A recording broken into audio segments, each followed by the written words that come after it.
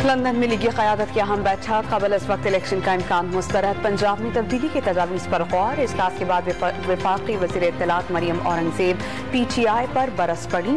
बावर ये कराए कि आम इंतखाबात मुकर्ररा वक्त पर ही होंगे। कल लीगी क़यादत फिर सर जोड़ेगी। पंजाब में मुमकिन तब्दीली पर मुशावरत होगी।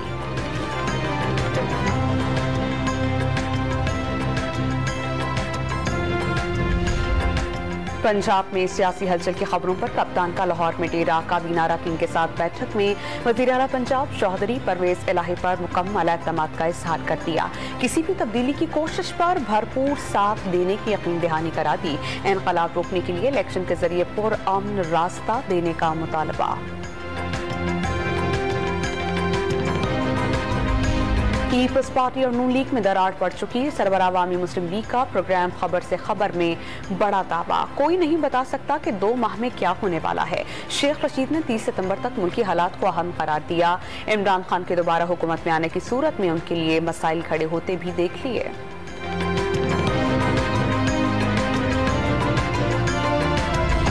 अक़वाम मुत्तहिदा की जनरल असम्बली का इजलास कल न्यूयॉर्क में होगा। वज़ीर आज़म शहबाज शरीफ मौसमियाती तब्दीली और दरपेश शदीद खतरात पर पाकिस्तान का मौक़िफ़ बयान करेंगे।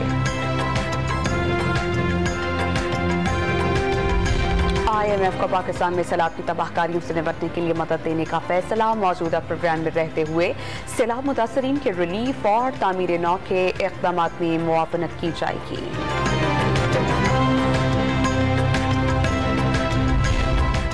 और मलका बरतानिया के आखिरी रसूमात जारी। वज़ीर आज़म पाकिस्तान समेत 100 से ज़ायद ममालिक के सरबराहान शरीक। तमाम सरबराहान बादशाह चार्ल्स के मेहमान होंगे।